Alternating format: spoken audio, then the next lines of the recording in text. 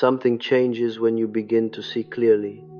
The same words are spoken, the same pressure enters the conversation, yet it no longer produces the same obedience. You notice the pause before an answer is demanded. You notice how guilt is placed beside your refusal. What once felt like confusion now appears as a pattern, and the pattern loses force the moment you can name what it is doing. At first, you may not experience this as freedom. You may experience it as an uncomfortable stillness. The familiar urgency does not arrive. Yet you do not know what should replace it. Someone expects you to explain, soften, reconsider, or doubt yourself. Instead, you hear the request and also hear the hidden condition beneath it. Agreement is being treated as proof of love. This clarity can make ordinary conversations feel strangely exposed. A compliment may contain an instruction. Concern may arrive already carrying the conclusion you are expected to accept. Disappointment may be displayed not to share a feeling, but to make your boundary feel cruel. None of this needs to be planned consciously by the other person. A pattern can control a relationship without anyone admitting that control is its purpose. For a long time, you may have believed that your difficulty was indecision. You thought you needed more evidence, better words, or greater patience. Yet the uncertainty was not always created by a lack of information. Sometimes you had already understood what was happening. The uncertainty appeared because accepting your own perception threatened an arrangement you were still trying to preserve. The body often reveals this conflict before thought can organize it. Your chest tightens when a simple question is asked in a tone that leaves only one acceptable answer. Your attention leaves your own experience and begins scanning the other person. You search their face for injury, anger, or withdrawal. In that instant, perception is replaced by management. Control rarely begins with an order. More often, it begins by teaching you which interpretations are permitted. You may notice hurtful behavior, but you are encouraged to call it misunderstanding. You may feel pressured, but you are told that the pressure is care. You may want distance, yet the desire itself is presented as evidence that something is wrong with you. When this happens repeatedly, the central question changes. You no longer ask, "What happened to me?" You ask, "What explanation will keep this relationship intact?" The difference is immense. The first question belongs to perception. The second belongs to attachment. Once attachment becomes the judge of reality. The truth must pass through the needs of everyone who depends upon you not seeing it. You may have become exceptionally skilled at producing explanations that hurt less than the facts. You understood motives, remembered histories, considered wounds, and found generous meanings for conduct that left you diminished. This generosity was real, yet it also performed another function. It allowed you to remain near people whose behavior would have required distance if you had described it plainly. Seeing clearly does not mean that your interpretation is always correct. It means you no longer abandon what you noticed merely because someone dislikes its meaning. You can revise a judgment without surrendering your capacity to judge. You can hear another account without treating your own experience as an offense. Clarity is not certainty. It is the refusal to make self-betrayal the price of remaining open. This is why greater awareness can disturb people who once called you understanding. Your understanding previously had a predictable direction. It moved toward their reasons, their pain, their limitations, and their preferred account of events. It rarely moved with equal loyalty toward your own experience. When it finally does, they may not recognize the change as fairness. They may experience it as the loss of an advantage. The advantage was not necessarily deliberate. Human beings naturally settle into arrangements that protect them from discomfort. If you always questioned yourself first, others did not have to question themselves at all.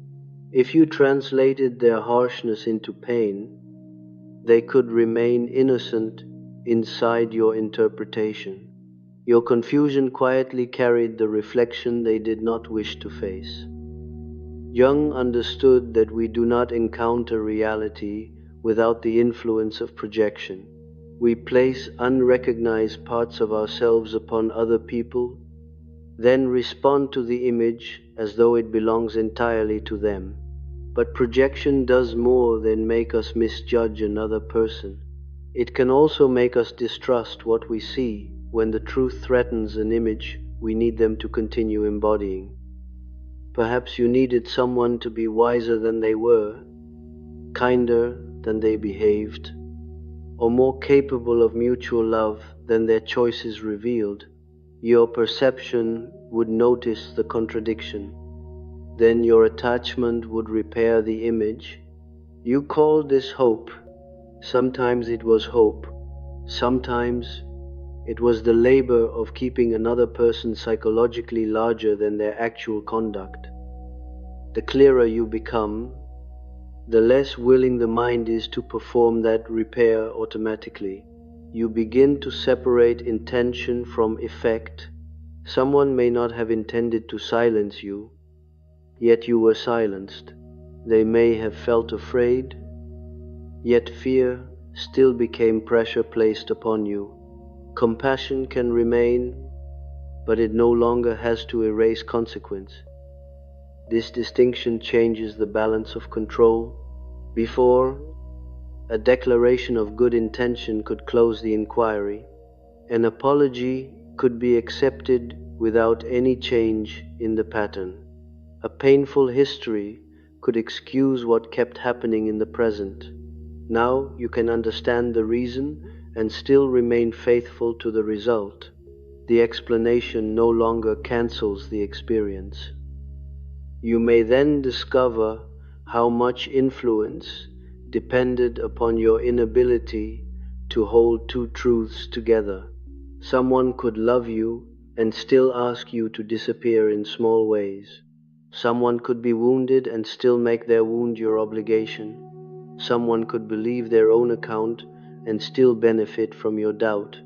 Clarity begins when complexity no longer forces you back into denial. The old arrangement depended on a false choice. Either you remained compassionate, or you trusted your perception. Either you understood them, or you protected what you knew. Either you preserved connection, or you became cold. As long as these were the only options, you could be guided back into compliance by appealing to the goodness of the person you wanted to be. This is where control entered through virtue. It did not always overpower you from outside. It often activated an identity within you. You wished to be fair, patient, thoughtful, and difficult to provoke. Those qualities belong to you. Yet whenever clarity threatened the relationship, the demand to prove those qualities became a lever that moved you away from yourself. You might remember the exact sensation. A boundary feels sound while you are alone. Then the other person reacts, and the boundary begins to feel morally suspicious. Nothing about the facts has changed, only their emotional response has entered the room. Yet suddenly you are building a case against your own decision, searching for evidence that you have become unkind, The power of this reaction comes from a complex. In Jung's sense of the word, a complex is not merely an idea, it is an emotionally charged pattern that can temporarily organize perception, memory, and action. When the fear of being cruel is activated, every detail that supports your boundary may disappear, while every sign of another person's distress becomes impossible to ignore. Under its influence, you do not simply change your mind, you lose access to the mind that made the decision. The person who saw the pattern clearly seems distant, severe, almost unfamiliar. You return to explaining, appeasing, or offering one more chance, not because new truth has appeared, but because the old emotional authority has taken possession of the meaning. Greater clarity weakens this authority by making the sequence visible. You notice that accusation arrives after refusal, confusion grows after you name a limit, affection returns when you soften, distance appears when you remain firm. Any single moment could be innocent. Repetition gives the moments their meaning. What controls you is no longer hidden inside isolated events. This recognition can bring grief because it changes the past without changing a single fact. Conversations you considered failures may reveal themselves as successful pressure. Reconciliations you called mutual may have occurred only after you surrendered your account. The peace you restored may have been the return of an arrangement in which reality belonged to the person most willing to withdraw love. Grief also appears because you see your own participation. You were not foolish, and you were not merely passive. You often helped construct the ambiguity that kept you uncertain. You added explanations, minimized consequences, and treated your discomfort as unreliable. You did this because uncertainty allowed connection to continue where clarity might have required a choice. That is the more difficult recognition. Being controlled was painful, but not seeing clearly also protected you. It postponed conflict. It preserved familiar bonds. It allowed you to believe that one more careful conversation could create the mutuality you had been waiting for. Confusion was not only imposed upon you, at times it became the shelter in which hope could remain untouched by evidence. Once you admit this, clarity loses its heroic appearance. It is not a weapon that makes you stronger than other people. It is a responsibility that removes certain forms of innocence. You can no longer blame every return to the pattern on their influence. You must also notice the moment you begin negotiating against what you already know. This may be why seeing clearly feels lonely before it feels stabilizing. The old conversations required several people, but they depended upon one shared fiction. When you stop participating in that fiction, you may still be physically present while standing outside the emotional agreement. Others continue discussing whether your perception is allowed, while you have begun asking why permission was ever required. Nothing dramatic has to happen. You may simply stop answering immediately. You may let disappointment belong to the person who feels it. You may notice an explanation forming and choose not to use it to erase the plain meaning of an event. These are quiet changes, but they alter every relationship that relied upon speed, guilt, or confusion to secure your cooperation. The less controllable person is not the person who refuses all influence. That would be another form of captivity. They can be moved by truth, tenderness, evidence, and genuine responsibility. What no longer moves them so easily is the threat that love will disappear unless perception disappears first. Their openness remains, but it is no longer organized around the fear of seeing too much. You may still doubt yourself, but doubt no longer has the same command. It becomes a question you can examine rather than a verdict you must obey. This is a subtle difference, yet control often depends upon erasing it. A question leaves you capable of looking again. A verdict sends you back into the old arrangement before looking has even begun. You are beginning to recognize that control did not depend only on another person's force. It depended upon the fracture between what you perceived and what you permitted yourself to believe. Each time that fracture closes, the old pressure has less space in which to work. The deeper structure is not yet gone, but it has become visible, and visibility has already changed its authority. Once the fracture becomes visible, you begin to notice how long your life has been organized around it. The separation between perception and permission did not appear only during obvious conflict.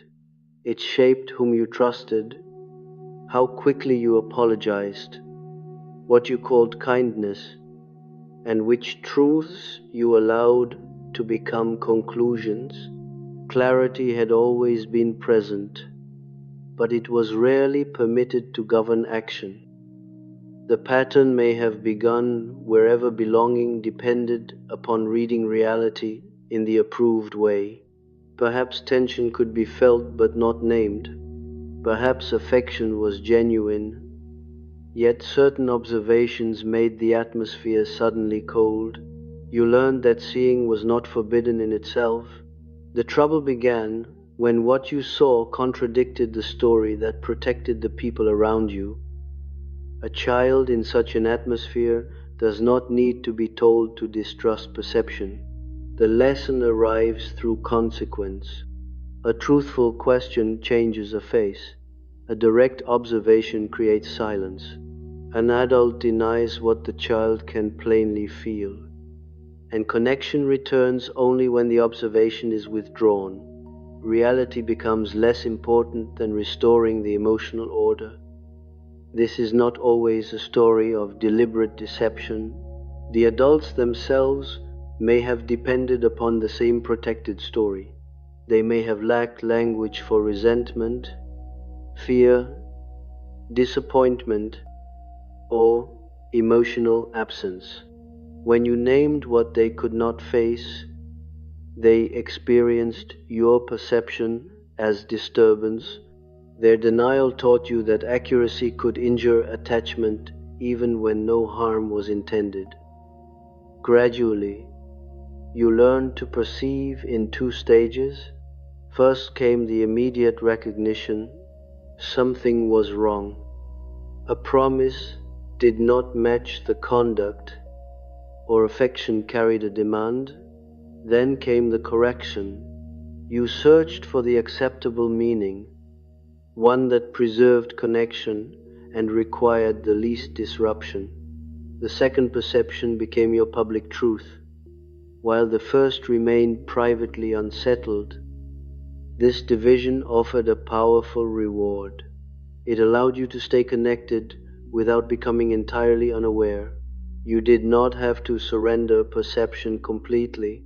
You only had to prevent it from becoming decisive. You could know and not act, feel and not conclude, recognize and continue. The arrangement preserved both attachment and the appearance of inner honesty. Over time, this became more than a response to particular people. It became a way of meeting reality. Whenever perception threatened belonging, your mind generated complexity. You remembered every exception, imagined every hidden motive, and placed each fact inside a larger story that delayed its meaning. Thought became less a path toward truth than a method for postponing its consequences. This capacity may have made you appear unusually mature. You could hold several perspectives, remain calm under pressure, and find compassion where others found anger. People brought you their contradictions because you made them bearable, yet your maturity carried an invisible restriction. You could understand almost everyone, provided that understanding never led you too far away from them. The persona formed around this gift. Jung used the word persona for the social face through which we meet the world and gain a place within it. Yours may have become the thoughtful one, the fair one, the person who never reacts too quickly. The persona was not false. It contained real intelligence and care. Its limitation was that it could not admit how clearly you sometimes saw. Whenever perception became too direct, the persona intervened. It asked whether you were being judgmental, impatient, unforgiving, or unfair. These questions sounded ethical, which made them difficult to challenge, but their repeated effect was not greater fairness. Their effect was to keep your conclusions suspended until the other person had enough time to restore the interpretation that favored them. In adult relationships, this could look like endless dialogue. You believed the problem remained unresolved because the correct words had not yet been found. Each conversation produced another qualification, another promise, or another account of intention. The discussion felt active, yet nothing essential changed. Language did not lead toward resolution. It kept the conclusion permanently open. An open conclusion can become a remarkably stable form of control. If nothing is ever clear enough to justify action, the existing arrangement continues by default. You wait for certainty that human relationships rarely provide. Meanwhile, the repeated behavior becomes ordinary, and your threshold adjusts. What you would once have recognized immediately now requires an impossible burden of proof. This structure may enter work as easily as intimacy. A colleague repeatedly leaves you carrying what they neglected, but each occasion has a reasonable explanation. A superior praises your reliability while making responsibility expand without agreement. You see the pattern, yet each event is judged separately. By refusing to let repetition become meaning, you remain available to the same demand. It can also shape friendship. You notice that certain people seek you when they need steadiness, but disappear when you need presence. Still, you evaluate each absence in isolation. They were busy, overwhelmed, distracted, or struggling. Any explanation may be true. What remains unspoken is that the relationship has a consistent direction, and explanations do not make that direction mutual. The pattern survives because every single incident can be defended. Control becomes visible only when you stop asking whether each event is excusable and begin asking what the sequence creates. A person does not need to intend the whole structure in order to benefit from it. Repeated exceptions can build a life in which your needs are always the exception that must wait. Your role in this structure was often to keep intention at the center. If someone meant well, you felt obligated to treat the effect as less real. If they were unaware, you believed accountability would be unfair. Yet, unconscious behavior can organize a relationship as powerfully as conscious choice. Lack of intention may change the moral judgment, but it does not change the life being produced. The old complex strengthened whenever you approached this distinction. It filled the mind with memories of the other person's goodness. It reminded you of everything they had endured. It warned that you were reducing a complicated human being to their worst moments. All of this sounded wise. Still, the question of what their behavior repeatedly required from you remained unanswered. Here the architecture reveals its precision. You were allowed to recognize individual pain, but not relational structure. You could say that an event hurt, but not that the relationship depended upon your tolerance of such events.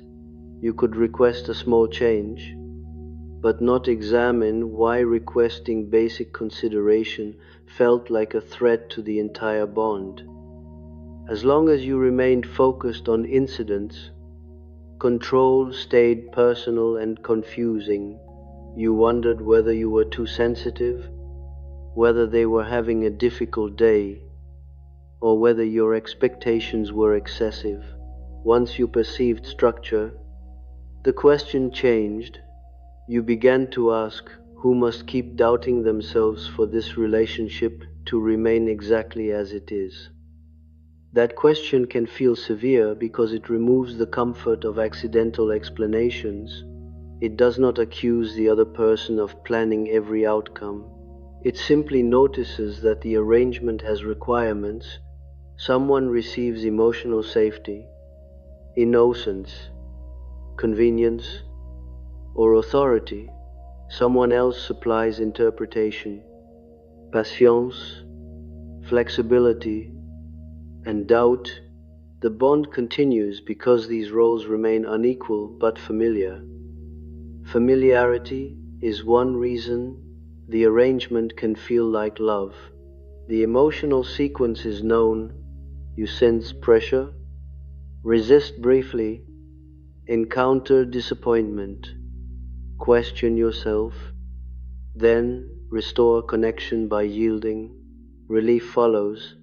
That relief may be mistaken for intimacy, but it is often the nervous release that comes when the threat of disconnection has passed. Each repetition teaches the complex that surrender produces safety. The immediate reward is not affection alone. It is the end of uncertainty. Once you agree, explain, or soften, the emotional weather settles. You may dislike the cost, yet the return of predictability feels convincing. The arrangement survives because clarity creates tension, while self-doubt appears to resolve it. This is why insight by itself may not immediately change behavior. You can understand the sequence and still feel drawn to complete it. Knowledge belongs to the observing mind, while the complex carries an older emotional command. When the familiar tension rises, the body seeks the known ending. You may recognize the pressure perfectly and still feel responsible for making it stop. The deeper reward was the preservation of a moral identity. If you remained patient enough, no one could easily accuse you of causing the rupture. You could leave every conversation knowing that you had considered every side. This protected you from guilt, but it also placed your life in suspension. Action was permitted only after innocence had been proven beyond challenge. Such innocence is impossible in adult relationships. Every boundary disappoints someone.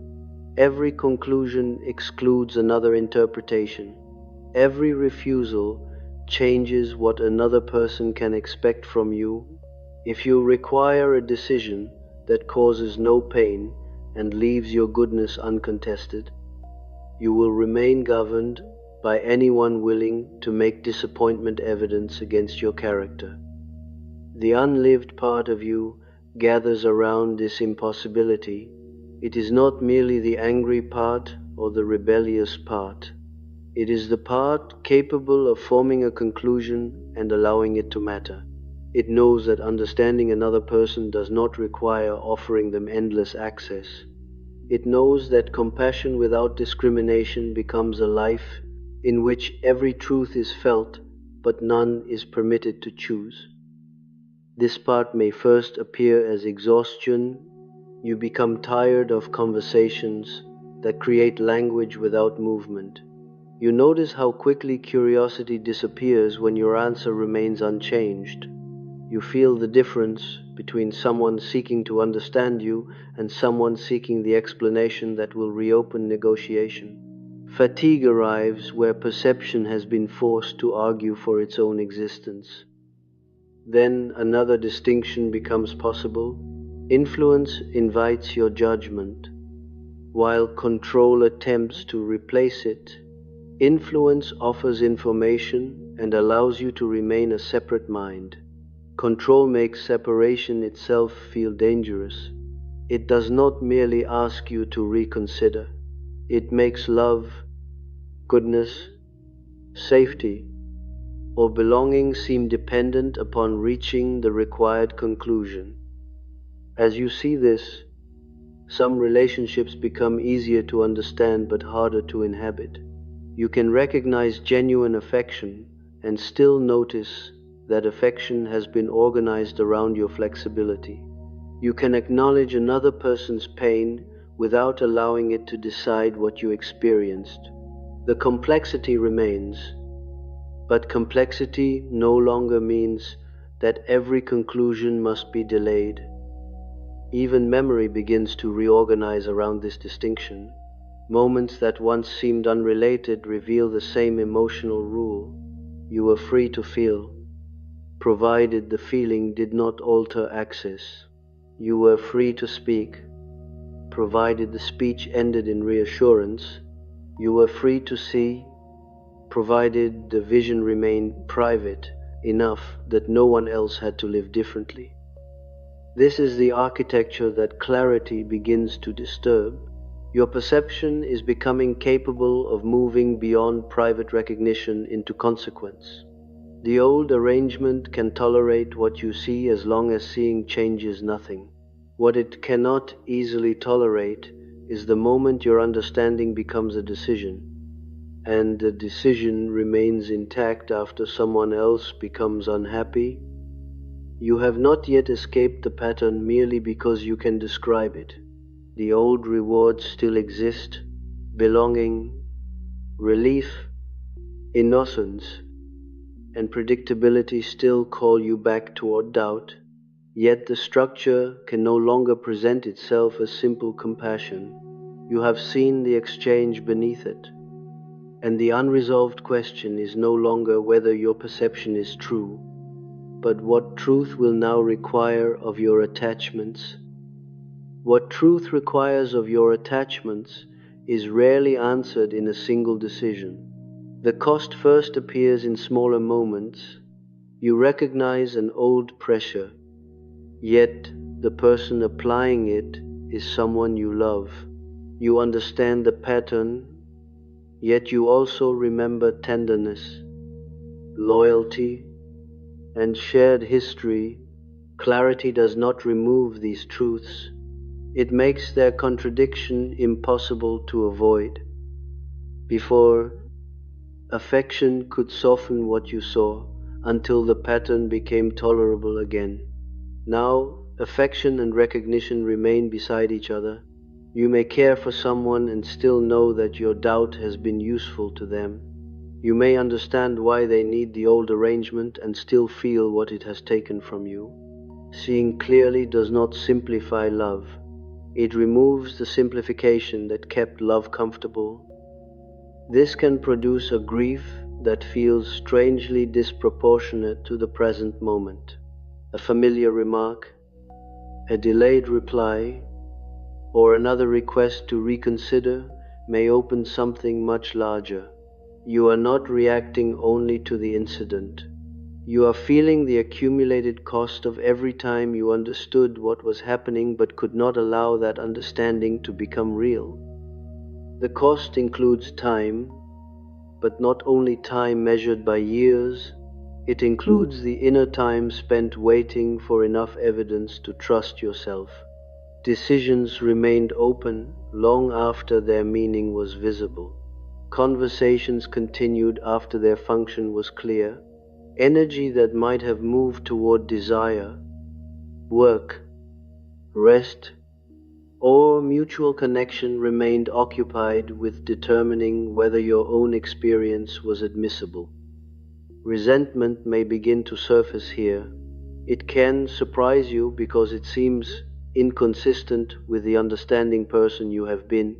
You may direct it toward those who benefited from your uncertainty, then quickly condemn yourself for feeling it.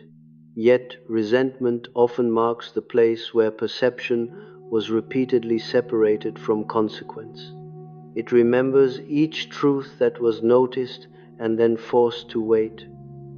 The shadow carries what the persona could not express without threatening its moral identity. Your fairness required somewhere for anger to go. Your patience required somewhere for refusal to live. Your endless perspective-taking required the disappearance of a simple sentence. I do not accept this. What vanished from speech did not vanish from the personality. It gathered outside the identity you were allowed to recognize as yourself. As this material returns, it may not arrive gracefully. You may feel abrupt where you were once accommodating. Small pressures can produce large reactions because they touch the entire structure. You may become impatient with explanations before hearing them fully. After years of doubting perception, the emerging mind may defend every conclusion as though revising it would mean losing itself again. This is one of the difficulties of clarity. The capacity to see can become entangled with the need never to be controlled again. Then every disagreement resembles an attempt to erase you. Every request for reconsideration sounds like the old demand for surrender. You may protect your perception so fiercely that no new information can reach it. Such rigidity is not the opposite of the former pattern. It is the former pattern reversed. Before, another person's response determined what you were permitted to believe. Now your fear of that influence may make you refuse all influence.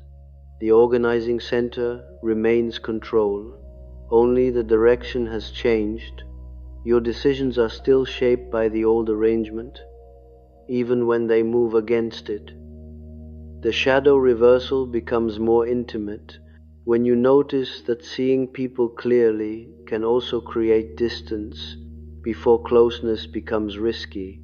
Interpretation gives you a position of observation. From there, you can identify motives, contradictions, and defenses without revealing what you need. You become difficult to deceive, but you may also become difficult to meet. Perhaps understanding others has always been safer than allowing them to understand you. When you interpret their behavior, you remain active and protected. When you disclose desire, uncertainty, or dependence, you enter a space that cannot be mastered by perception alone. Another person may respond with care, indifference, confusion, or refusal. Clarity cannot remove that exposure. The temptation is to turn psychological insight into prediction. If you can detect the pattern early enough, perhaps you will never again be surprised. You study tone, inconsistency, timing, and motive. The skill once used to preserve attachment now becomes a way of preventing attachment from reaching you. You no longer distort what you see for love, but you may use seeing to avoid the uncontrollable nature of love. This does not make your clarity false. It reveals that a true capacity can serve more than one purpose. Perception can free you from manipulation, and it can protect you from uncertainty. It can expose an unequal bond, and it can justify leaving before equality has time to develop. The shadow does not invalidate what you know, it asks what your knowing is being asked to do. You may notice this when someone responds differently from the people you learn to expect. They hear your boundary without punishment. They ask questions without searching for a weakness in your answer. Yet, instead of relief, you feel suspicion. Part of you waits for the hidden demand to appear.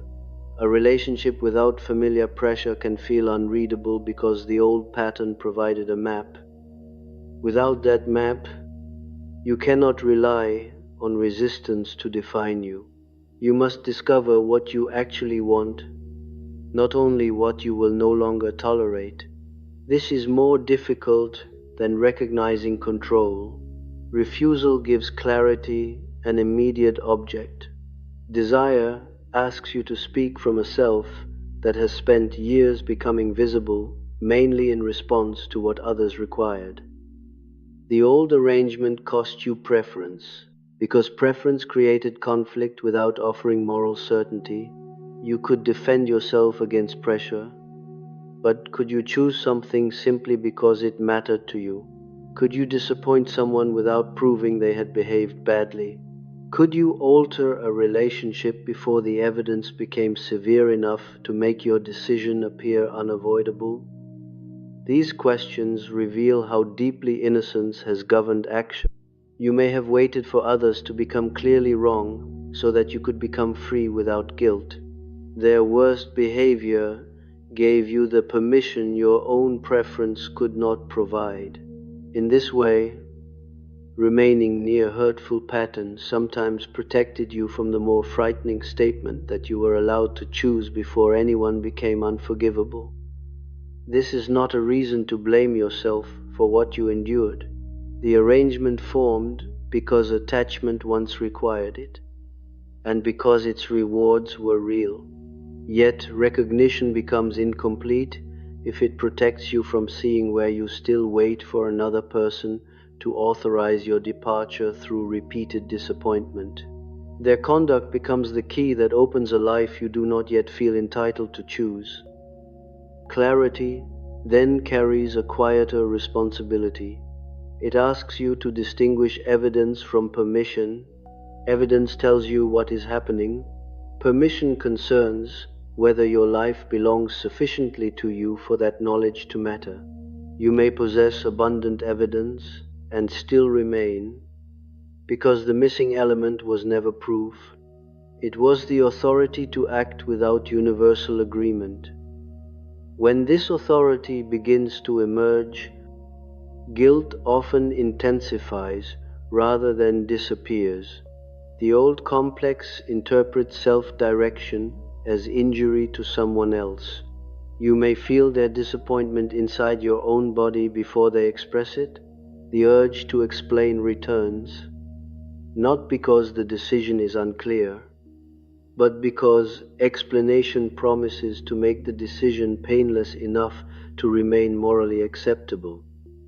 Yet some truths cannot be communicated without consequence. If a relationship has depended upon your uncertainty, clarity will change it even when spoken gently. If someone has relied upon your immediate availability, a pause will feel like withdrawal. If harmony required you to translate every pressure into care, plain language will feel harsher than the old emotional dialect. You may try to reduce this cost by becoming perfectly precise. You search for words that cannot be misunderstood, criticized, or used against you. But language cannot control another person's need to interpret your clarity as rejection. The search for flawless expression can become the final refuge of the old pattern. It delays consequence while appearing to prepare for it. At times, silence may seem safer. You stop explaining because you know the conversation will return you to doubt. Silence can protect a perception that is still becoming stable, but silence can also conceal fear, punishment, or the wish to make another person feel the uncertainty you once carried. The same action may contain dignity and shadow at once. Psychological maturity does not require you to purify every motive before acting. Human choices rarely come from a single source. You may need distance and also want someone to notice your absence. You may speak truth and also carry anger. You may refuse control and still hope the refusal changes the other person. Clarity grows deeper when mixed motives can be admitted without canceling the decision. The shadow becomes less destructive when it no longer has to disguise itself as pure insight. Anger can say that something mattered. Fear can admit that loss is possible. Pride can reveal how humiliating repeated self-doubt became. Longing can confess that seeing clearly did not remove the wish to be loved by the very person whose influence you can no longer obey. This tenderness matters because insight without grief can become contempt. You begin seeing defenses everywhere and mistake exposure for understanding. You can accurately identify how others avoid responsibility while forgetting that their defenses once protected something vulnerable.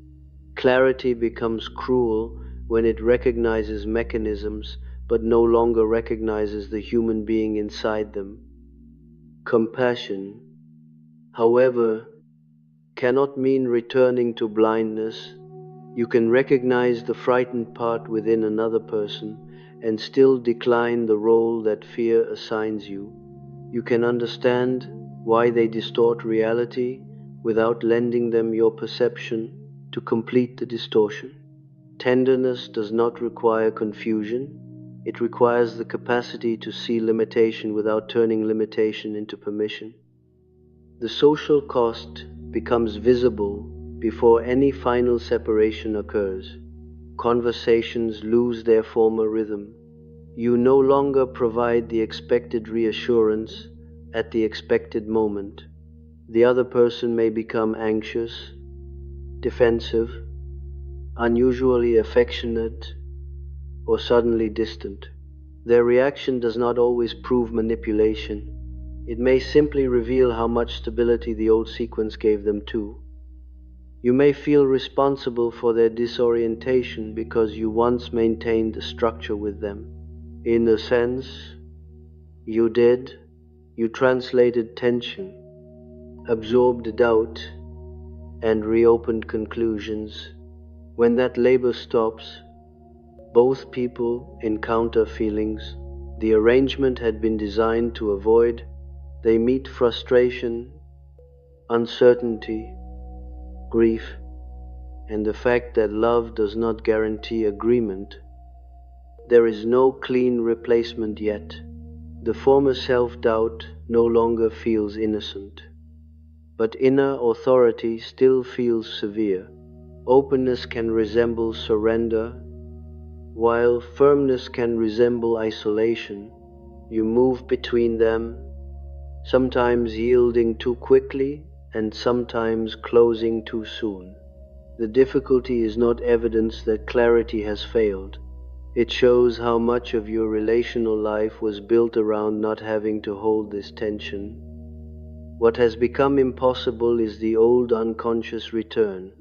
You may still choose connection, reconsider a judgment, or forgive what happened, but these actions can no longer mean what they once meant. You have seen how easily love was made dependent upon your uncertainty, and even when you step back towards someone, you cannot fully become the person who needed confusion in order to remain. The person who needed confusion in order to remain does not disappear all at once. You may feel that person return during an ordinary conversation, especially when someone says that you have changed.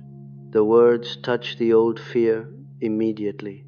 For a moment, you wonder whether clarity has made you unkind, distant, or impossible to reach.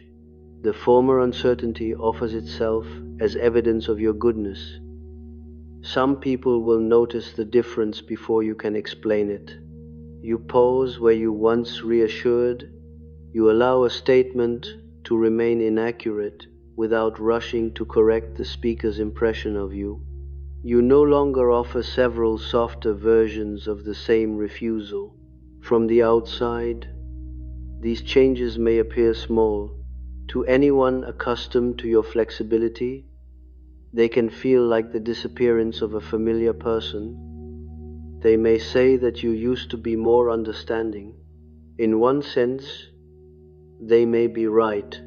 You once understood in a way that protected the relationship from consequence. You converted repetition into isolated incidents and pressure into emotional need. Your understanding gave everyone more time, except the part of you waiting for what you knew to become important. Now understanding has acquired a second direction. You can understand why another person reacts and also understand why you cannot organize yourself around that reaction. You can recognize their disappointment without treating it as a command. The change is not the loss of empathy. It is the end of an arrangement in which empathy moved outward, while judgment was permitted to move only against you. Some relationships will make room for this difference. A person may initially resist, then become curious. They may discover how often your agreement had concealed uncertainty or fatigue. They may begin asking what you think without assuming that your answer will eventually become theirs. The relationship may become less smooth, yet more real, because harmony is no longer purchased by the disappearance of one perspective. Other relationships may respond with increasing pressure. The same argument returns in new language. Affection becomes more intense when you move away and less available when you remain firm.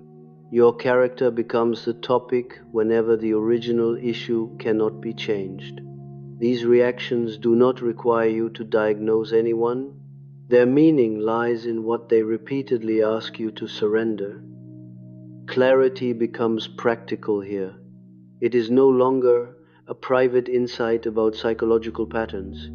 It appears in the ability to remember the original question after the conversation has filled with accusation, history, and distress. You can notice everything the other person feels without forgetting what occurred. The center of the exchange no longer moves simply because emotional intensity has increased. This may feel unnatural at first. Your body still prepares to repair the atmosphere. Attention narrows toward the other person's face, and the old language forms quickly. You know what could restore comfort, yet another awareness remains present. It notices that relief would require you to reopen what has already been understood, and the familiar solution begins to feel more costly than the tension. The moment may pass without visible drama. You say less. You do not defend every accusation. You let the other person have a conclusion about you that you would once have spent hours trying to reverse. This is difficult because misinterpretation once threatened belonging. Now you are learning that being understood at the cost of denying yourself is only another form of disappearance. There will be occasions when their criticism contains truth. Clarity does not grant immunity from error. You may speak with unnecessary sharpness, withdraw before a conversation is complete, or mistake discomfort for pressure. The difference is that correction no longer requires total surrender. You can acknowledge what belongs to you without accepting the claim that your entire perception was invalid. This capacity separates accountability from submission. Accountability asks what you did and what effect it had. Submission asks you to abandon your judgment so that another person can recover emotional certainty. The two may sound similar when guilt is activated. Their difference becomes visible in whether responsibility leads to mutual reflection or returns everyone to the old roles. You may apologize for your tone while leaving the boundary unchanged. You may revise an interpretation without pretending that no pattern exists. You may recognize that someone meant well while remaining honest about what their behavior produced. These distinctions protect clarity from becoming pride. They also protect humility from being used as a passage back into obedience. Ordinary life begins to change around these distinctions. At work, praise no longer prevents you from noticing when reliability is being converted into unlimited access. In friendship, a convincing